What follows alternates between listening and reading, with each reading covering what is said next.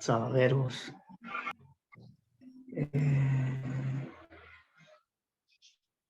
Que Dios les bendiga, mis hermanos. Vamos a dar inicio a la clase del día de hoy.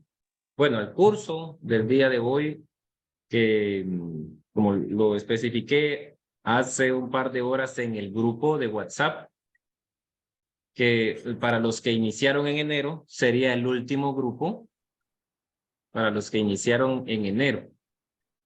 Y sería el último curso, pero para los que empezaron en febrero o en marzo, pues seguramente les faltarán 2 o 3 cursos. Entonces, pero para los que se inició con el proyecto en enero, ya llegamos a su finalización y me da mucho gusto por ellos. Creo que es más de la mitad de este grupo.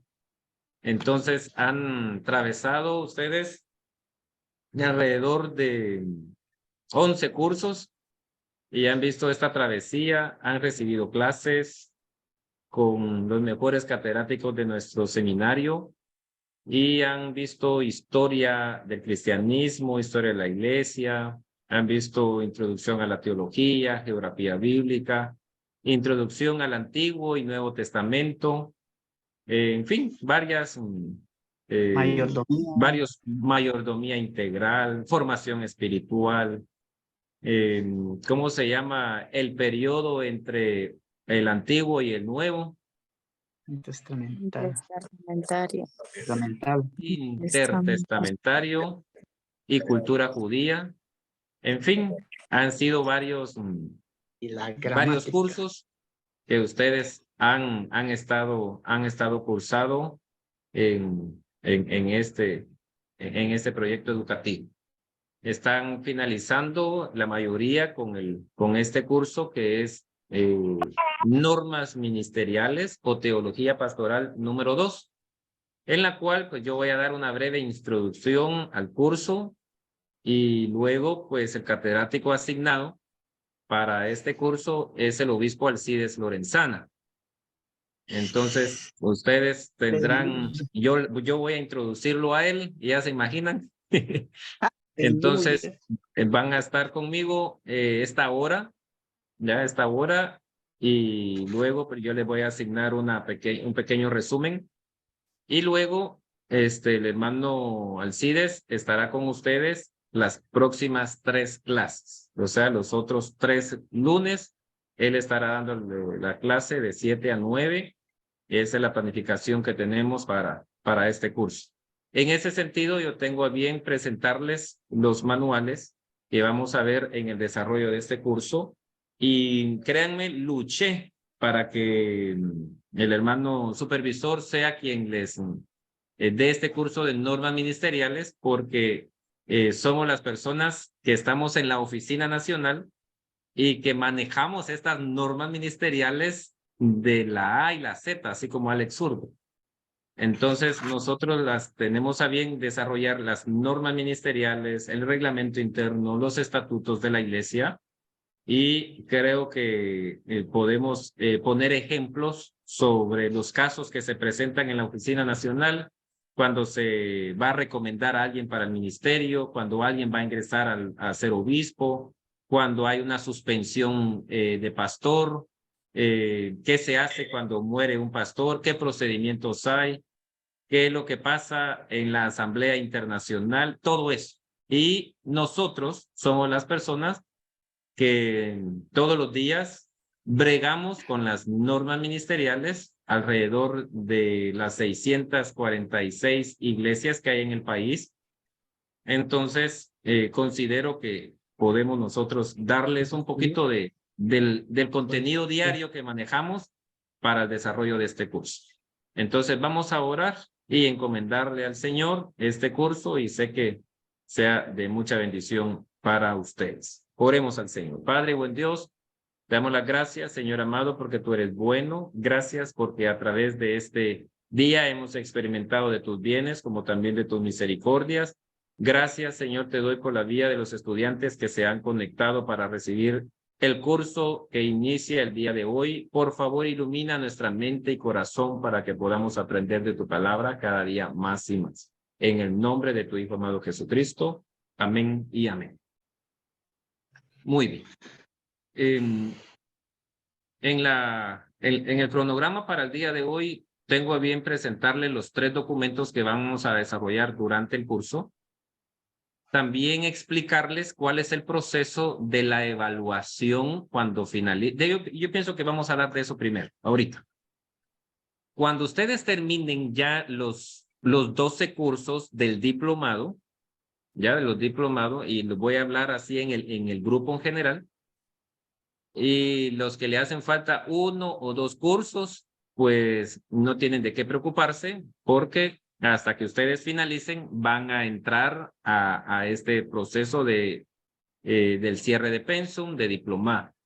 Cuando ustedes hayan aprobado el último curso, entonces ustedes ya entran a la segunda fase del desarrollo de este plan de estudios. El primero era cerrar el pensum, cursar los 2, que es la travesía más grande y complicada. Pero la segunda fase es entrar a la evaluación de una exposición que ustedes tienen que elaborar. Les explico.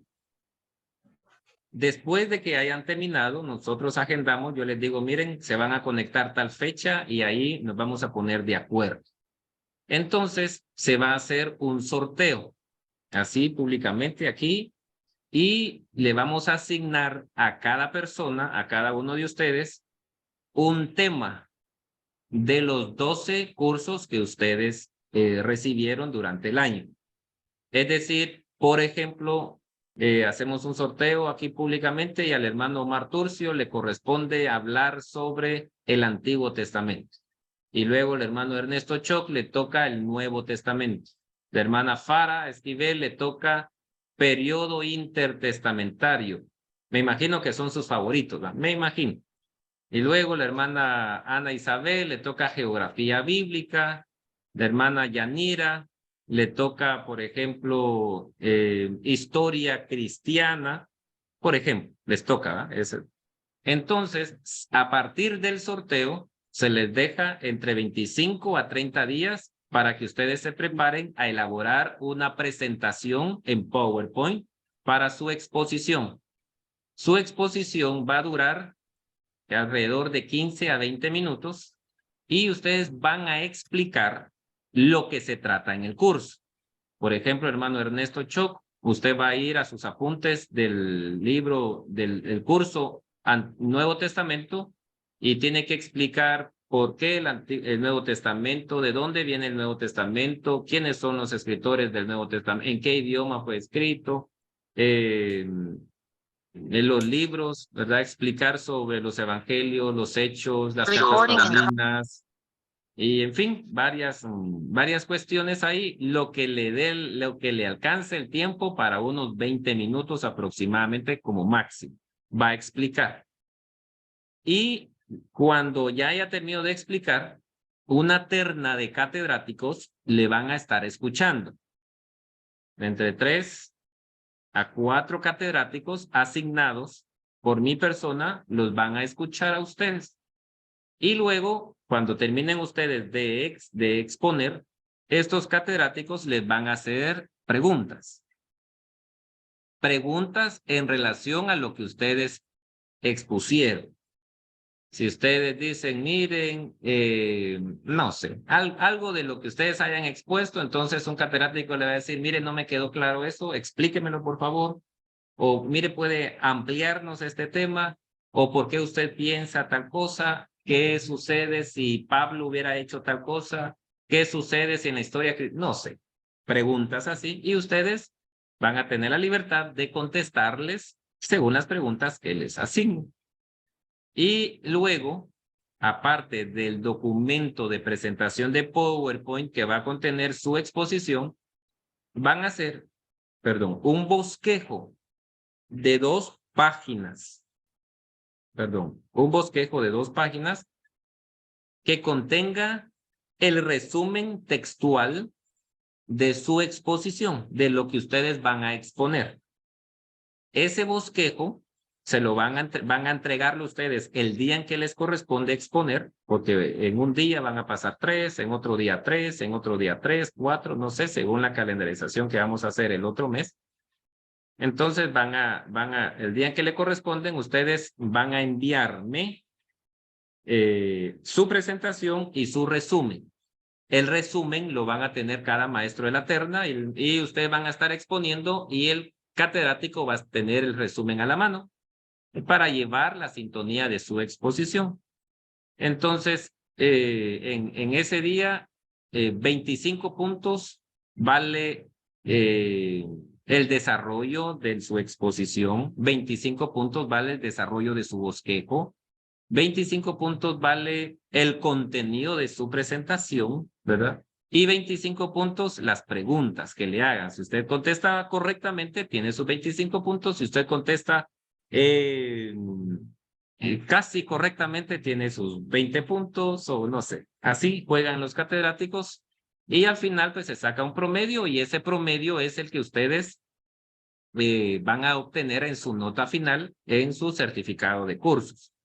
En ese sentido, ya cuando hayan aprobado esta exposición, es como un sencillo examen privado, no como los del grado de bachillerato, profesorado, que se les exige más cosas. Ustedes solamente van a exponer de cualquier tema del curso que se les asigne. No sé si me supe explicar. ¿Ya? Para los que acaban de entrar, ahí ven la grabación. Entonces, ¿qué vamos a quedar? ¿Alguien tiene alguna duda con eso?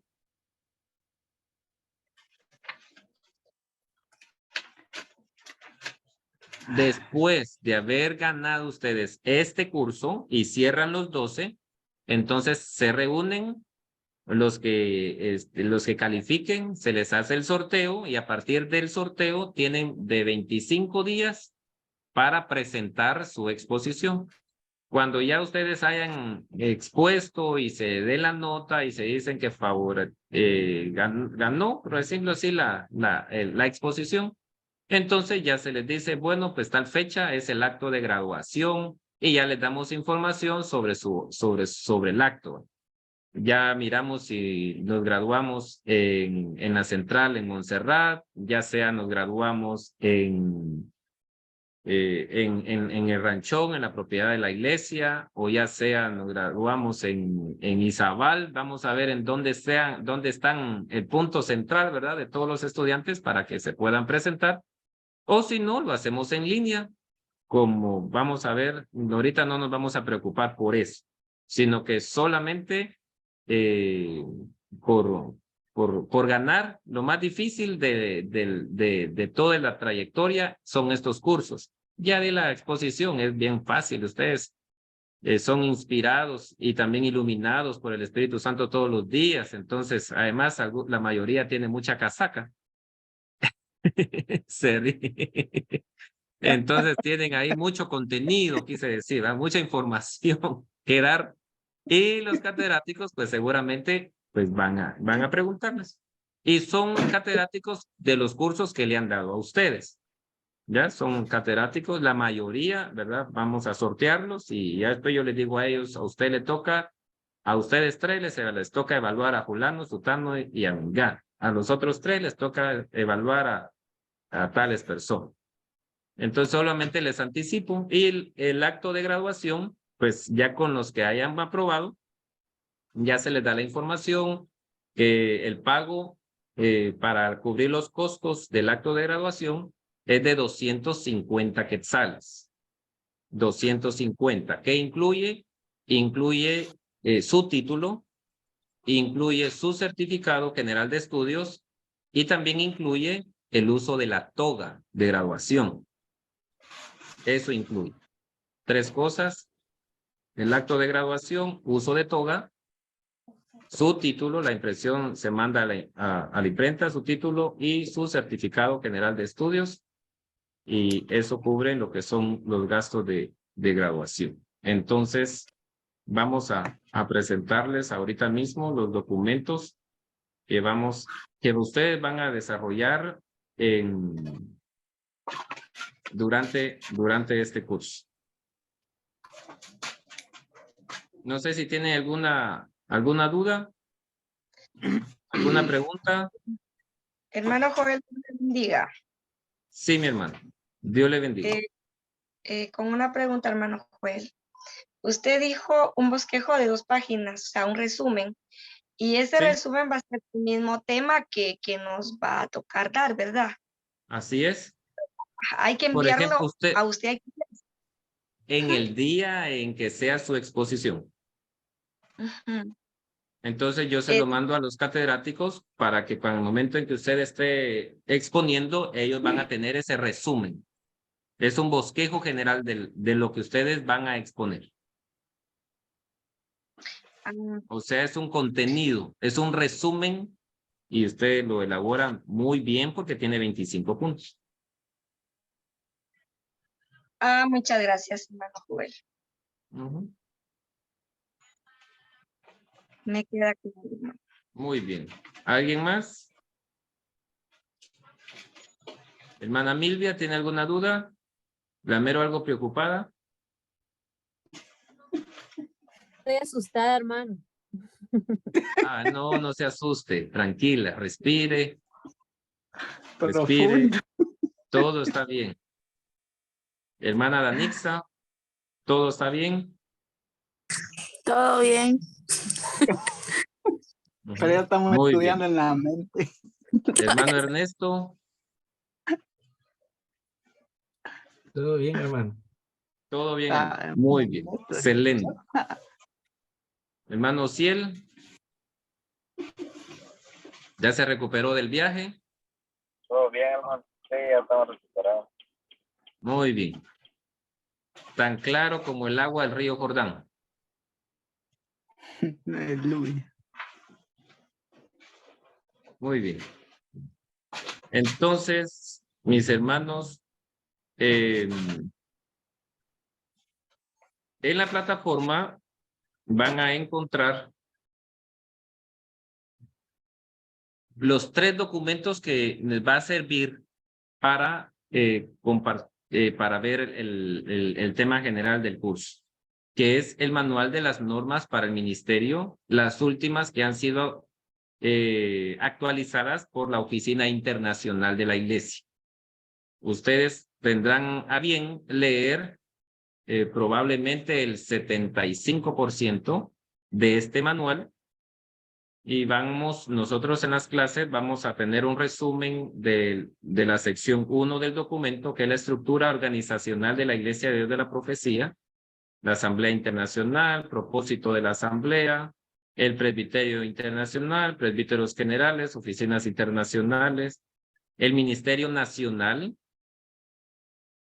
las funciones del Supervisor Nacional, la responsabilidad del Supervisor Nacional, sus funciones, sus deberes, y el ministerio de la iglesia local. ¿Qué autoridad tiene un pastor? ¿Hasta dónde tiene la autoridad del pastor? Y así sucesivamente. Luego, las normas para el ministerio, las capacidades que tiene cada uno de las personas que sirven en la iglesia.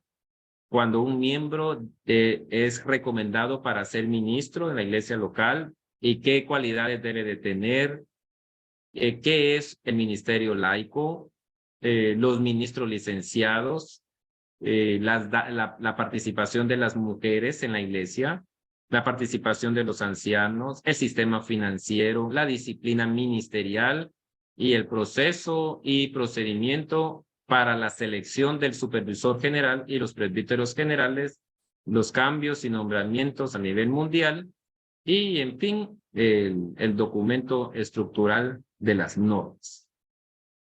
También vamos a ver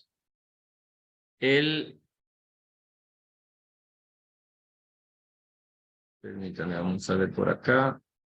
También vamos a ver el documento de el reglamento interno de la Iglesia de Dios de la Profecía en Guatemala. Ustedes van a leer completo este documento y lo van a ver en clase también, cada uno de sus artículos para analizarlos y comentarlos en general.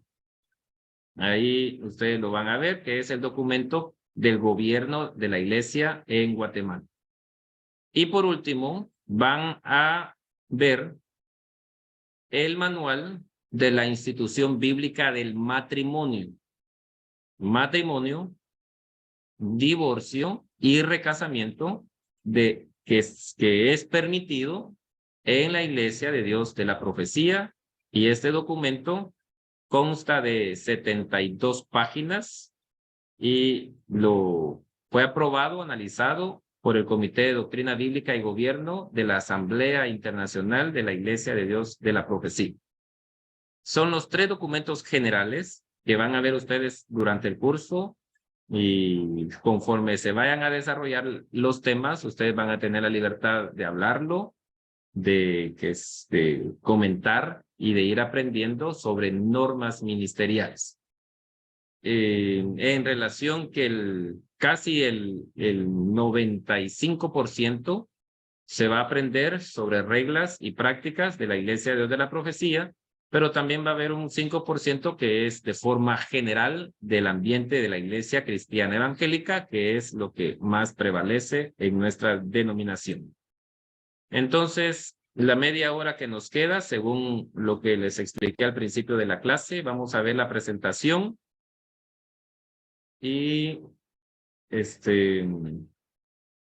pues lo que no logremos cubrir, el hermano Alcides pues va a continuar siendo en la siguiente semana, y vamos a tener un diálogo con ustedes con respecto de algunas cosas que yo considero que es muy bueno que lo tomemos en cuenta.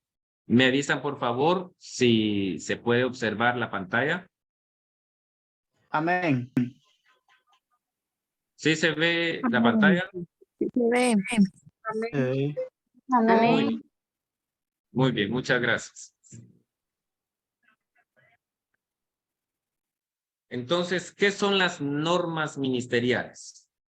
Para iniciar, pues es un instructivo administrativo internacional que rigen a nivel mundial nuestra iglesia. Es una guía sobre el qué hacer de los cuerpos permanecientes de la IDP, o sea, de la Iglesia de Dios de la Profecía. Y también define la estructura organizacional de la iglesia.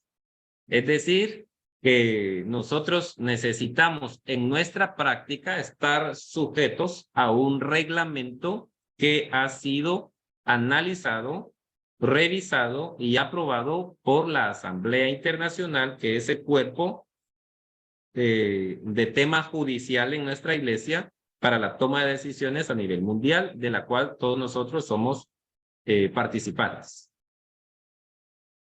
Entonces, ¿cómo es la estructura organizacional? Pues esta estructura existe y opera en 3 niveles independientes. Vayan anotando, por favor. El primer nivel es el internacional, el segundo nivel es el nacional o estatal, y el tercer nivel local. O sea que a nivel de distrito y de área funcionan, por ejemplo, de la estructura a nivel nacional. La iglesia opera en 3 estructuras: internacional, nacional y local. La iglesia internacional, por así decirlo, la iglesia nacional y la iglesia local. El aspecto internacional de la organización de la iglesia funciona a nivel mundial, y este provee una red de apoyo de interacción mundial para los ministerios de la iglesia en los 50 estados de los Estados Unidos y en más de 136 naciones. El nivel nacional provee un liderazgo más encauzado, es decir, como cada país tiene sus propias normativas internas, pues entonces el gobierno internacional de la iglesia da algunas nociones elementales que los países alrededor del mundo deben de tener. Y es un apoyo directo dentro del contexto del Estado, regiones y naciones donde la iglesia funciona. Y el nivel local es el palpitar de la iglesia. proveyendo congregaciones compasivas en miles de ciudades, pueblos y comunidades alrededor del mundo. Es allí donde se lleva a cabo la misión de la iglesia a diario. Estos cuerpos locales de creyentes forman la estructura dentro de la cual la iglesia lleva a cabo sus objetivos de adoración, evangelización, entrenamiento de los creyentes y preparación para el regreso de Jesucristo. Ustedes han escuchado esta expresión de algunos hermanos que digan, y mire, la iglesia de Dios de la profecía ya cambió, ya no es la misma de antes. No sé si ustedes han escuchado eso. Es que la iglesia ya cambió su doctrina. No sé si ustedes han escuchado esas expresiones en la iglesia. Amén. ¿Ustedes las han dicho o han escuchado? Las hemos escuchado, hermano. Las han escuchado. Sí, porque si las dice se comprometen directamente. Sí, la iglesia, en verdad, ha cambiado. Y eso es lo que vamos a explicar, que cómo las operaciones de la iglesia cambian según el mundo que va evolucionando y cambiando. Pero hay cosas que no cambian en nuestra iglesia, que es la palabra de Dios. Eso seguirá así, aunque vayan evolucionando métodos, estrategias, pero la palabra de Dios nunca cambia. Pero las formas estructurales sí cambian, partiendo de que Dios es dinámico y no estático. Él es un Dios que se mueve y actúa en los negocios de la humanidad. Estamos comprometidos a ser un pueblo móvil y también peregrino. Un pueblo que se mueva cuando Él se mueve y un pueblo que se detenga cuando Él lo haga. Por tanto, las estructuras organizacionales descritas en todo este curso sirven a nuestra misión, pero están sujetas siempre a revisión según el Espíritu Santo de Dios lo dicte. En ese sentido, la Asamblea Internacional es una reunión abierta a todos los miembros, es el cuerpo de mayor jerarquía para la toma de decisiones dentro de la Iglesia. Y al presente, esta se reúne cada 2 años y el supervisor general de la Iglesia establece el programa y actúa como moderador general durante la Asamblea. Durante las discusiones de asuntos doctrinales y de negocios, todo miembro, que el miembro es la persona que ya ha hecho el pacto de membresía en la iglesia y ha sido recibido dentro de una iglesia local, tiene igual voz y de igual voto. De acuerdo a los procedimientos de negocios adoptados durante la 88ª Asamblea Internacional, recomendamos que si se requiere una sesión de liderazgo durante el proceso de toma de decisiones, solamente los obispos y los ancianos que se dedican a la oración y a la palabra deben dialogar acerca de la escritura. Y para lograr que haya mayor clarificación sobre el proceso de tomar decisiones, recomendamos que los informes relacionados a las normas, procedimientos y finanzas presentados por los diferentes comités permanentes de la Asamblea sean aceptados por consenso abrumador y que todos los asuntos de naturaleza doctrinal sean aceptados por el acuerdo mutuo. Les voy a explicar, es decir, en otras palabras. Cuando se trate de procedimientos, normas y finanzas de asuntos administrativos de la iglesia, ¿verdad? En cualquier parte, ya sea iglesia local, iglesia nacional o iglesia internacional, hay 2 formas de tomar decisiones. Si son normas, procedimientos, finanzas, gobierno de la iglesia, entonces se va a tomar decisiones por voto de mayoría, es decir, de la mitad más 1. Eso es consenso abrumador. Anoten esto, por favor, pregunta de examen, ¿no? Consenso abrumador es cuando se vota la mitad más 1. Y cuando son los asuntos relacionados a la doctrina de la iglesia como tal, o sea, la pura esencia de nuestra predicación, entonces debe de ser aceptados por acuerdo mutuo. ¿Ya? Por acuerdo mutuo. Acuerdo mutuo quiere decir que todos todos los presentes deben de estar de acuerdo. Con uno que no esté de acuerdo, no se aprueba. ¿Ya? Cuando son finanzas, liderazgo, gobierno, la mitad más uno decide. Pero cuando son asuntos doctrinales o son asuntos muy profundos, entonces es un acuerdo abrumador, perdón, un acuerdo mutuo. Acuerdo abrumador, la mitad más uno. Acuerdo mutuo es que todos, sí o sí, tienen que estar de acuerdo. Con uno que diga que no está de acuerdo, no se cambia, no se define absolutamente nada. El supervisor general, ¿verdad? La iglesia también provee momentos para la adoración inspirada, predicación, enseñanza y confraternidad. Es durante la Asamblea Internacional que el presbiterio general releva la carga que hay en su corazón y provee la visión para la iglesia que se encamine a la dirección en que Dios la está guiando. A nivel internacional, el presbiterio general, dirigido por el supervisor general, quien es seleccionado por acuerdo mutuo durante la Asamblea Internacional para servir durante un término indefinido, tiene amplias responsabilidades de índole espiritual y administrativas. Él es quien efectúa la selección final de todo el liderazgo internacional, incluyendo los supervisores nacionales, los regionales, estatales, los diferentes comités de asamblea, y además el presbiterio general busca constantemente a Dios para la dirección espiritual y moldea la visión mundial para los esfuerzos de alcance de la iglesia. En ese sentido, pues el presbiterio internacional lo componen todos los supervisores nacionales con nombramiento por asamblea internacional, todos los obispos con nombramiento en asamblea internacional y los presbíteros generales.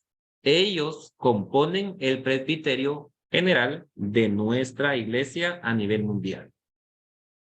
El propósito principal de la asamblea es servir como un cuerpo interpretativo y determinativo en cuanto a las verdades bíblicas universales y apremiantes que requieran resoluciones definitivas en los asuntos, por supuesto, ¿no? De carácter translocal, es decir, de una iglesia a más, para acelerar así la proclamación del evangelio.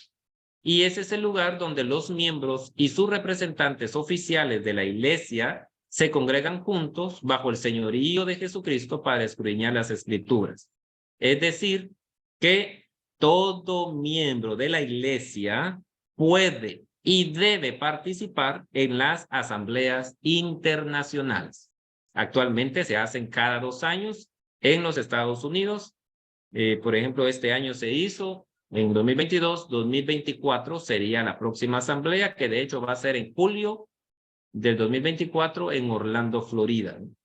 Y allí pues se toman decisiones bastante fuertes que son las que impactan a nivel mundial. Y luego pues la Iglesia Nacional pues cada año celebra una convención ministerial o el siguiente año una convención nacional que toma decisiones para el país, ¿ya? Para el país, que cada país toma decisiones sobre internas, ¿verdad? Administrativas o financieras o ministeriales, siempre que no violen los estatutos, normas, procedimientos a nivel internacional. Y a nivel local, ¿cómo se le llaman a las reuniones que se hacen en las iglesias locales para la toma de decisiones de cualquier asunto? ¿Algún hermano que me quiera contestar? La sesión de negocios. Así es, las sesiones de negocios, o comúnmente llamadas las sesiones trimestrales, como también están las sesiones extraordinarias. Eso lo vamos a ir viendo poco a poco. La infraestructura de la Asamblea Internacional, pues está el moderador principal, que es el supervisor general. Luego son los consejeros de la Asamblea y el rol y deberes de los comités de la Asamblea.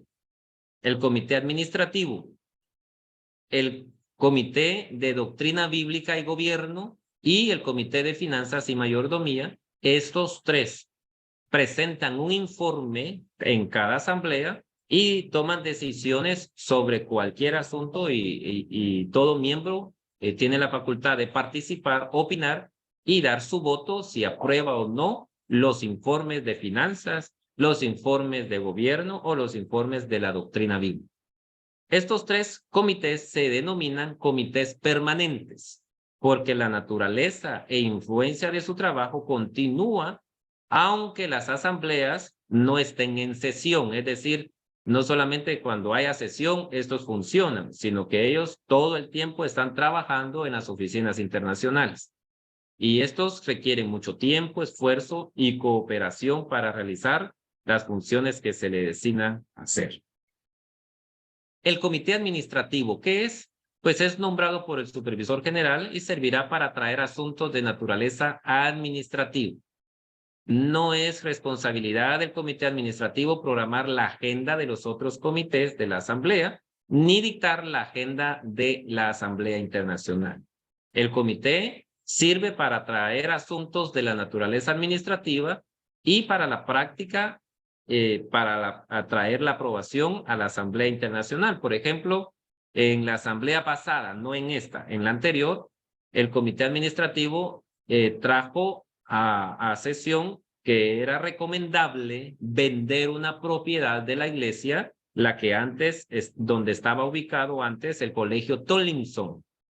Ya, el colegio Tollinson era un colegio de educación diversificada en los Estados Unidos y ellos consideraran que debido a un déficit financiero económico en la administración a nivel mundial se iba a beneficiar con la venta de ese inmueble. Entonces se tenía que decidir si sí o no, por ejemplo, ¿va? Eso es lo que trata la sesión del comité administrativo sobre cualquier asunto de la naturaleza de esto. Es un ejemplo. Luego el comité de doctrina bíblica, y este comité es nombrado por el supervisor general para servir a la iglesia mediante la preparación de una exposición del diálogo sobre tópicos universales de la doctrina bíblica, teológica, ética y gobierno para consideración de la Asamblea Internacional. El comité debe reflejar el componente internacional de la iglesia. Por ejemplo, debe preparar un informe preliminar expositivo, el cual será distribuido a la iglesia para su consideración no más tarde de 90 días antes de la convocatoria de la siguiente asamblea, para que todos los que lleguen ya sepan sobre qué puntos van a tratar. Y estos asuntos de doctrina bíblica, teología, ética y gobierno, para la consideración de la asamblea, deberán ser dirigidos al comité. Es decir, el comité pregunta si están de acuerdo a que se le cambie, se le modifique, se amplíe esto. Y durante estos 90 días, pues las iglesias locales pueden pronunciarse sobre algo y luego ellos lo dan a conocer sobre el parecimiento de todos los países. Entonces, por lo regular, mandan un correo al supervisor nacional para que ver qué opina él y luego él opina sobre lo que dice el país. Él lo trae a sesión de negocios, ya sea al comité directivo o al comité de supervisores de área. Evalúan, responden y así se van, ¿verdad? Para tratar cualquier asunto de la doctrina y gobierno. Y por último, el Comité de Finanzas y Mayordomía. Es nombrado por el supervisor general para servir a la iglesia en formulación y articulación de planes financieros. El comité debe reflejar la membresía internacional de la iglesia, como el comité permanente deberá obrar recíprocamente con la iglesia internacional en el proceso de desarrollo de informes. De igual manera, 90 días antes de la asamblea deben de mandar sus informes para conocer qué opinan los países y saber sobre qué decisiones tomar durante sobre cualquier asunto que puedan tener. El presbiterio internacional pues está compuesto por el supervisor general, los presbíteros generales y todos los supervisores nacionales, regionales y estatales bajo nombramiento general, es decir, cuando se nombran estando en una asamblea internacional.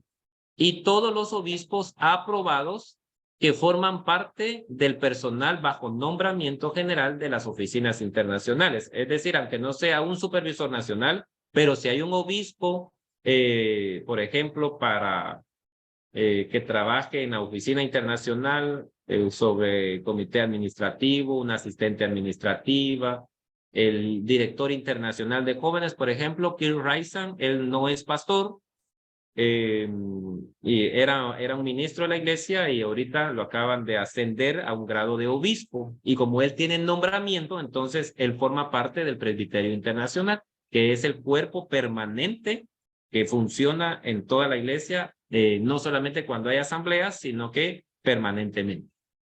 Entonces, nos vamos a detener por aquí y vamos a comentar.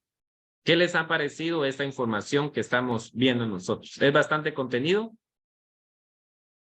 Eso para que ustedes conozcan cómo opera nuestra iglesia.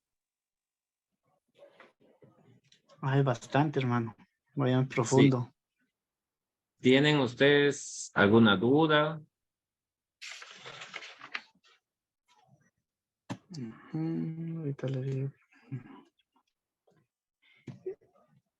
El que no se me quedó bien, hermano, es no apunté los tres que dijo. Primero nivel internacional y nacional fue el otro y local el otro. Así es, son los tres niveles que opera la iglesia a nivel mundial. Es su estructura administrativa. Estructura administrativa se llama eso. Gracias, hermano. Muy bien. Si no hay más preguntas, avanzamos. Dios le bendiga, hermano pastor. Buenas noches, amados hermanos. Dios le bendiga, hermano Sergio. Solamente no apunté en los tres comités que forman lo permanente, solamente anoté el comité administrativo, la consejería de la asamblea. Me hizo falta anotar otro, hermano pastor. Sí, es el comité administrativo, uno, el comité de doctrina bíblica, es el otro, y el tercero es el comité de finanzas y mayordomía. Gracias, hermano pastor. Muy bien.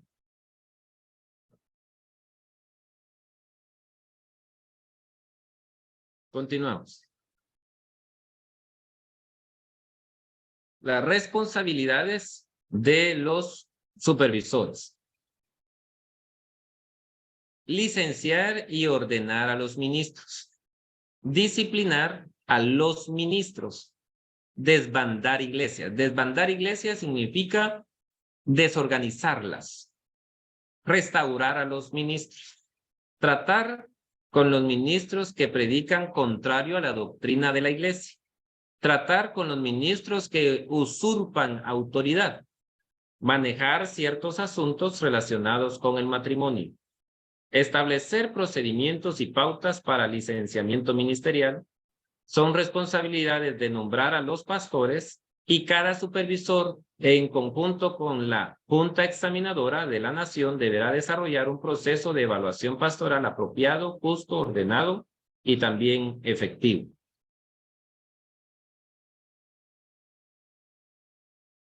Los presbíteros generales son escogidos de acuerdo a los dones que les han sido otorgados por Dios para la dirección de la iglesia a nivel mundial en el cumplimiento de su misión. Los presbíteros generales son seleccionados de entre el presbiterio internacional y sin embargo no estarán limitados al mismo. Serán personas dotadas por Dios para proveerle liderazgo a la iglesia a nivel mundial y según esta cumple con su misión ordenada de Cristo. Y estos son los que le ayudan al supervisor general a administrar bien la iglesia a nivel mundial, porque acuérdense que son más de 130 países en donde se encuentra la iglesia. Entonces, el supervisor nacional no puede trabajar con 130 supervisores al mismo tiempo. Entonces, para eso, se han seleccionado presbíteros que son los consejeros directos del supervisor general y cada uno de ellos tiene a cargo un conjunto de países. Por ejemplo, todo Norteamérica Estados Unidos, Alaska, los 50 estados de los estados forman un presbiterio, los supervisa un presbítero general. Luego México, Centroamérica y las islas del Caribe en habla hispana, está la región central, lo dirige otro presbítero. Luego Suramérica lo dirige otro presbítero. Asia y Oceanía, otro presbítero. África, otro presbítero. Y Europa, otro presbítero. Entonces son los 6 que dirigen, ¿verdad? Dirigen lo que es la forma administrativa de la iglesia. ¿Cómo se llama el presbítero, mis hermanos? El presbítero para la región central en donde se encuentra Guatemala. ¿Alguien lo sabe? Benjamín Feliz. Así es, mis hermanos. ¿Y cómo se llama el supervisor general de nuestra iglesia que fue recientemente seleccionado en la Asamblea Internacional pasada? Tim Coulter. Así es, Tim Coulter. ¿Y cómo se llama el supervisor nacional de la iglesia en Guatemala? Alcides Lorenzana. Muy bien. Las oficinas internacionales, pues ese personal que trabaja ahí es seleccionado por el presbiterio general y trabaja junto a ellos para cumplir el mandato del ministerio que Dios le confirió a la iglesia. Entonces, ellos trabajan en 3 departamentos. Primero, liderazgo, que ese departamento está administrativo, supervisión del ministerio y comunicaciones. El segundo departamento es ministerios para el desarrollo de liderazgo y discipulado, y ahí están el desarrollo de liderazgo, Centro Tollinson y ministerios de discipulado. Y por último están ministerios de administración y finanzas, que sería las finanzas y publicaciones, servicios administrativos, campos del bosque, informática, contabilidad, correo, mantenimiento, imprenta, archivos, librería, Ala Blanca y la Casa de Publicaciones Ala Blanca. Muy bien, ya vimos lo que es la sección internacional. Ahorita vamos a ver lo que es la parte nacional. Las personas que ejercen este tipo de funciones deben ser individuos que realmente tengan un llamado para cumplir este tipo de ministerio. Y deben ser personas experimentadas que hayan ejercido sus posiciones ministeriales durante largo tiempo y que se hayan manifestado la capacitación y la unción para un ministerio translocal antes de haber sido nombrados para asumir tales responsabilidades. Y estas pautas no tienen como propósito limitar la autoridad del Espíritu Santo para llamar y levantar a la persona que él mismo escoja. Y su función ministerial puede ser cambiada cuando haya evidencia de que la unción se haya apartado y que haya perdido la carga para el trabajo translocal. La rotación de un ministro translocal no debería estar basada solamente en los años de servicio o en su edad, sino en los asuntos que tengan que ver con su capacitación, habilidad, competencia y también unción. Las evaluaciones para los obreros generales deberán efectuarse cada 4 años a partir de la Asamblea Internacional del año 2002. Estamos hablando de los supervisores nacionales. El papel del supervisor nacional. Si alguno apetece obispado, dice Pablo, buena obra desea. El oficio del líder siervo, es decir, del supervisor, en la iglesia es una función basada en la Biblia. Ocupar el oficio del supervisor conlleva una gran responsabilidad. El supervisor compasivo debe tener tiempo siempre para la consejería individual con cualquier ministro o con cualquier pastor. Es de suma importancia que el supervisor dedique tiempo a la oración, al estudio bíblico, la planificación, promoción y evaluación de los ministerios que servirán a las necesidades espirituales. El supervisor deberá dedicarle atención especial al desarrollo de un programa de educación ministerial para equipar mejor al ministerio, y siendo que el ministerio es un don bíblico cuyo propósito es equipar a los santos para ministrarle al cuerpo. Pues ustedes saben que su función principal es dirigir la iglesia a nivel nacional. Su nombramiento es ratificado cada vez que hay asamblea internacional. En algunos países es necesario que cada año se nombre por asuntos legales, como tal es el caso en Guatemala. Tiene que interacción con otros, debe de llevarse bien prácticamente con todos los pastores, debe tener cualificaciones espirituales para que lo identifique como un líder siervo.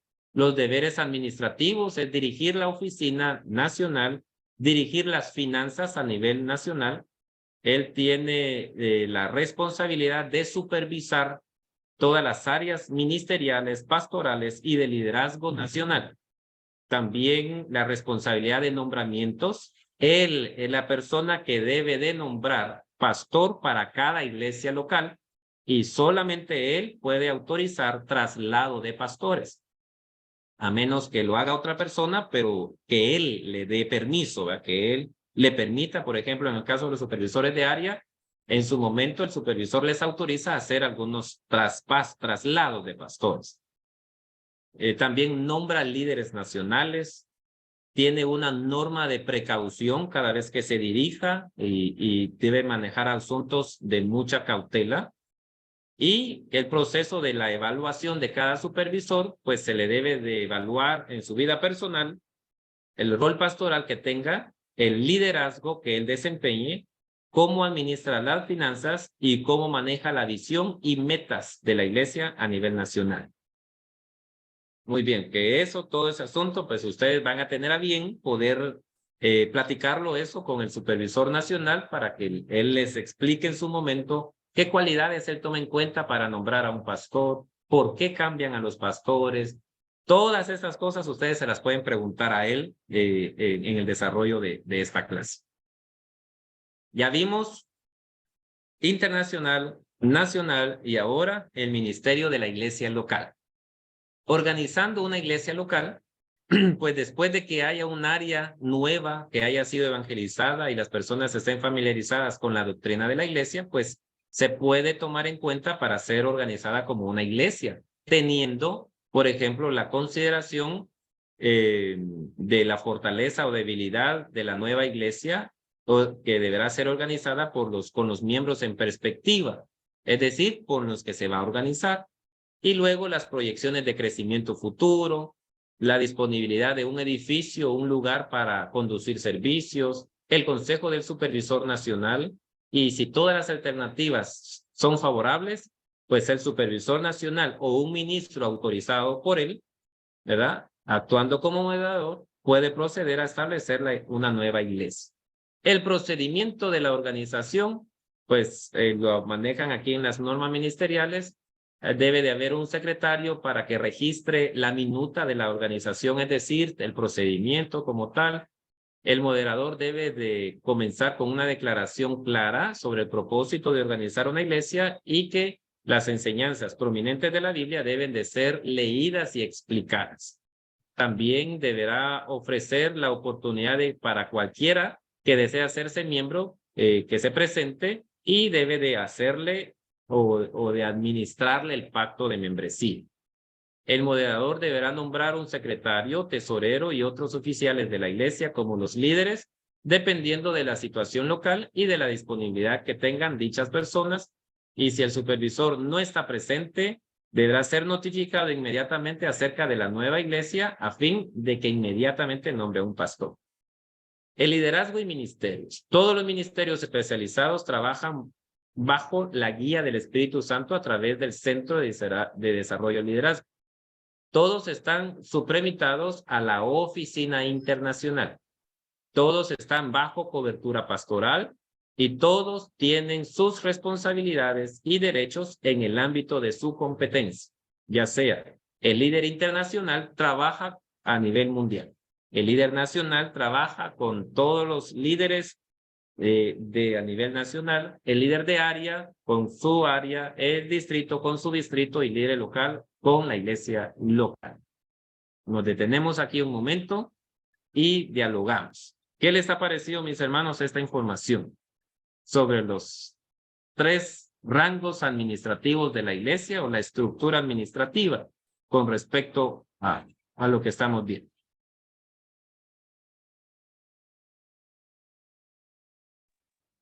Interesante, hermano. Joel,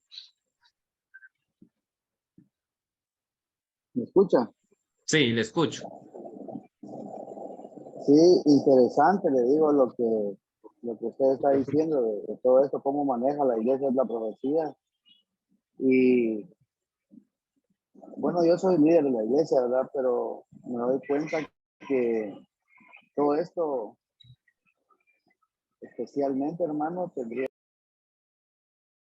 Tu micrófono, hermano, se le activó. No le escuchamos.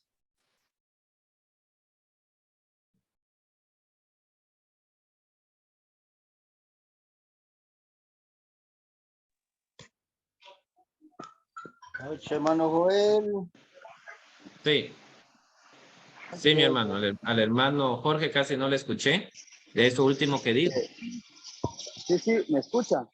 Ahorita sí. No, que sí que es muy importante que esto lo sepan los pastores, ¿verdad, hermano?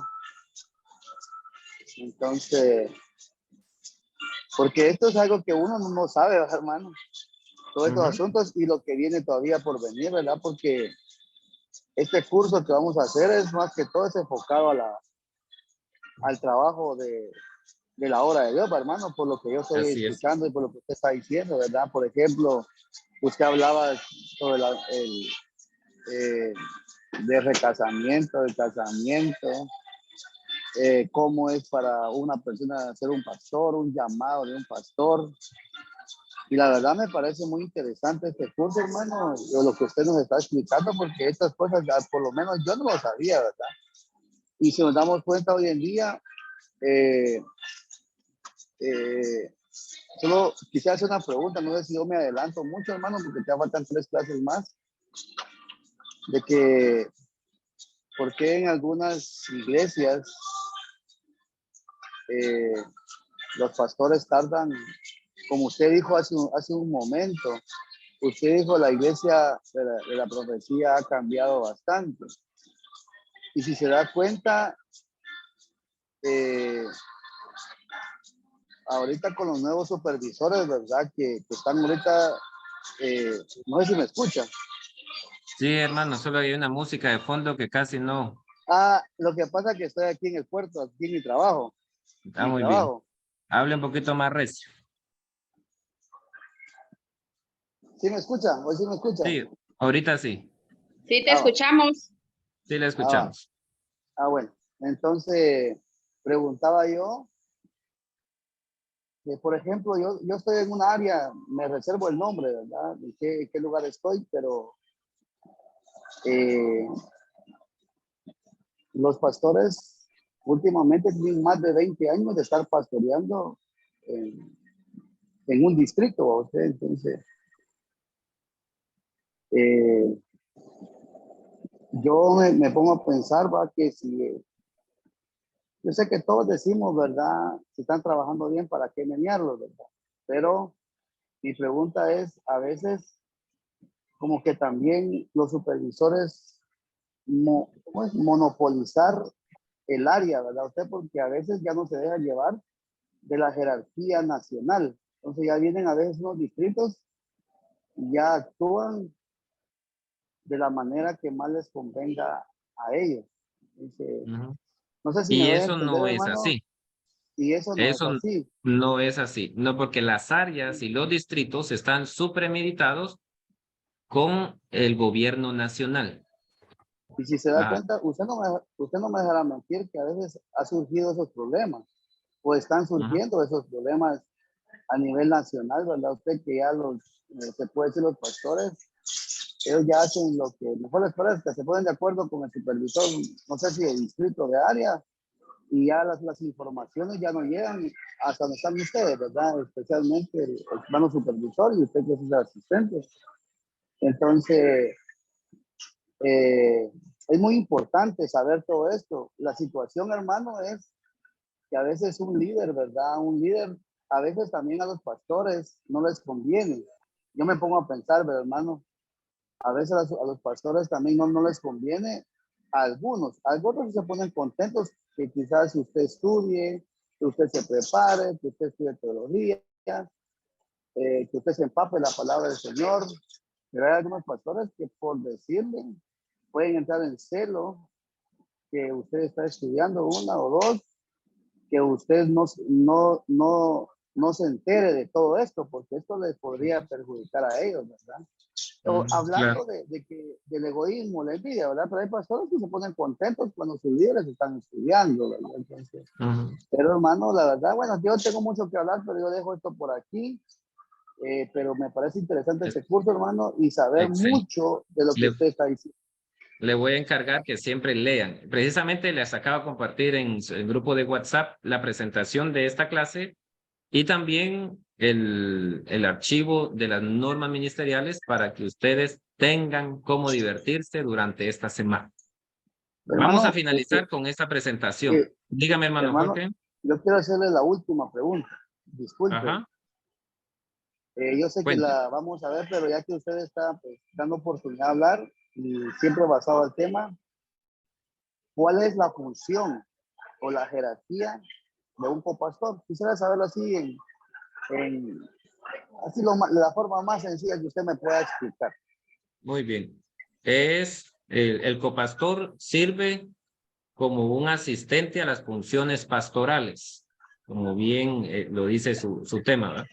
Pero nunca va a ser para sublimar la autoridad de un pastor local, sino que ayudarlo a desempeñar las funciones cuando así éste se vea imposibilitado de hacerlas. Por ejemplo, su servidor tuvo a bien desempeñar el cargo de copastor durante 13 años, antes de que yo saliera al ministerio. Entonces, yo le fui, por así decirlo, como mano derecha a mi pastor. En ayuno, en oración, en vigilia, había que ir a visitar, había que ir a algunas sesiones de pastores. Cuando él se veía imposibilitado de asistir, pues entonces yo le asistía cuando yo llevaba el reporte, algún líder no estaba asistiendo, entonces yo iba a hablar con él, le ayudaba en las funciones pastorales, y eso hace un copastor. Nunca sobrepasarse la autoridad del pastor, ¿verdad? Eso no está dentro de su función. El pastor es la autoridad suprema de Dios para la iglesia, ¿no? El que está funcionando en el sentido, ¿verdad? Pastoral. Pero el copastor es como por así decirlo, una ayuda, un brazo del pastor para el ejercicio de sus funciones. Ahora Así. me surge otra cosa, que a veces si se da cuenta dentro de la iglesia local de la profecía, ¿verdad? A veces los nombramientos, ahorita vamos a entrar en nombramientos, no sé cómo trabajarán las iglesias a fin de año, ¿verdad?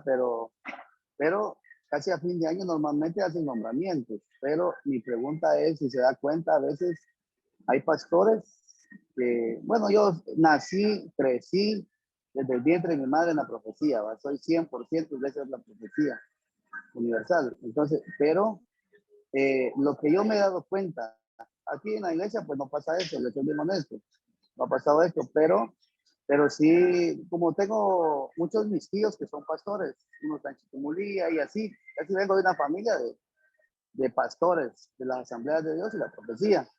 Y pues en las pocas veces, en los años que yo tengo de visitarlos a ellos, bueno, también en las sesiones aquí en Escuintla, cuando a veces nos han nombrado que tenemos que ir a una sesión ahí a Cañaveral, que normalmente ahí se hacen, ¿verdad?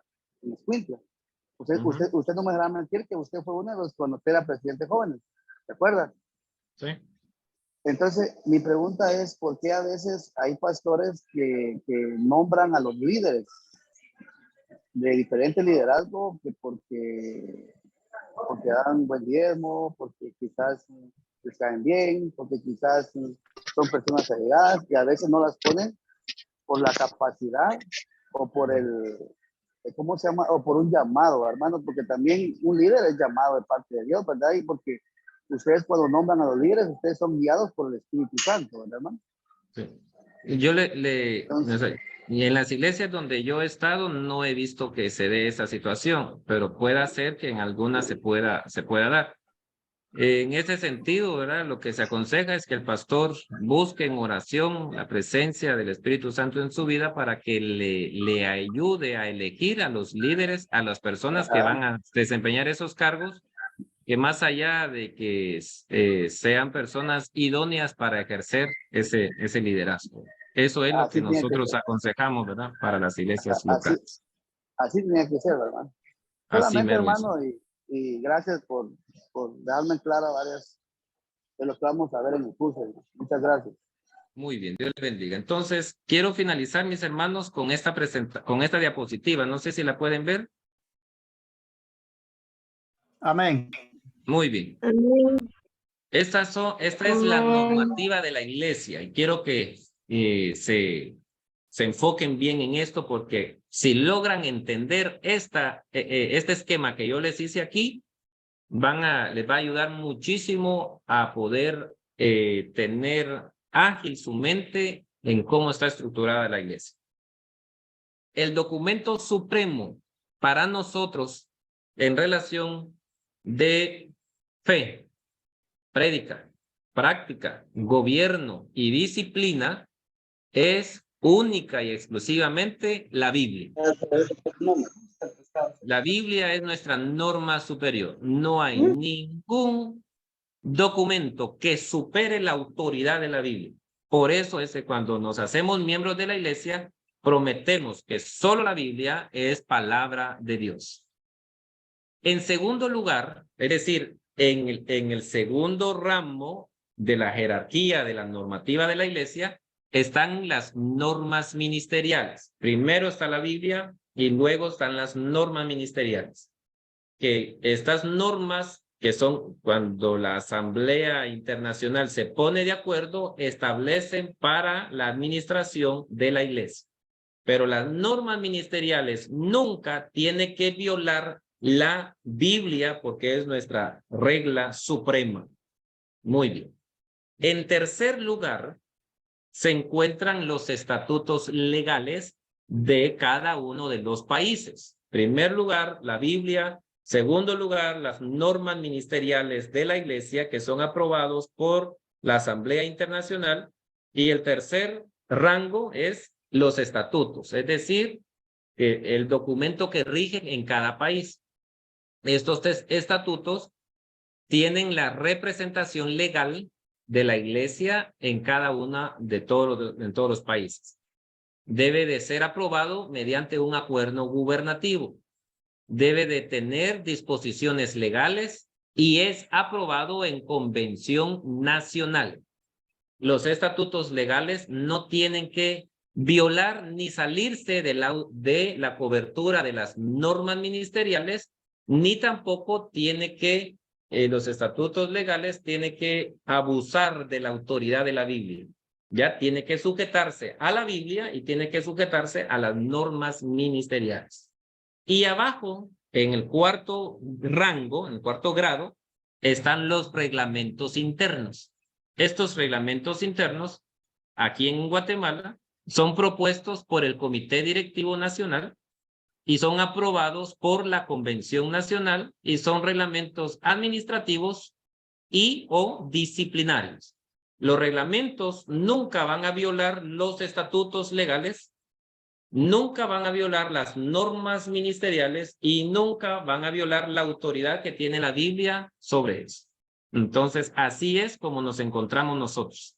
La Biblia, la palabra de Dios, las normas ministeriales, que es el documento que vamos a ver en todo este curso. Vamos a ver también nuestros estatutos legales y también nuestros reglamentos internos. Sabiendo ustedes manejar cada uno de estos conceptos y tener la información de eso, les va a ayudar muchísimo para ayudar en cuanto a la administración de la iglesia. Mis hermanos, hemos llegado a la finalización. Nos vemos el próximo lunes, si Dios así lo permite, a las 7 de la noche, con el hermano supervisor, que él va ya a dirigir este curso. Yo solo le quise dar la parte introductoria para explicarles a ustedes esto y sé que han aprendido muchísimo. Que Dios les bendiga, mis hermanos. Buen provecho y descansen. Y la tarea de esta semana es lo siguiente. Elaborar un resumen Vean ahí la pantalla, por favor, y anótenlo. Elaborar un resumen de la revisión a las normas y procedimientos de la Asamblea. Página 18, perdón, página 17, 18 y 19. Ustedes elaboren un resumen en una página, ¿verdad? Lo que está contenido en los procedimientos de la Asamblea Internacional. Repito, elaborar un resumen de una página sobre la revisión a las normas y procedimientos de la Asamblea. Esto lo encuentran en la página 17, 18 y 19 del documento que yo ya les compartí en el grupo de... Bendiciones. Dios les bendiga. Feliz noche. Bendiciones.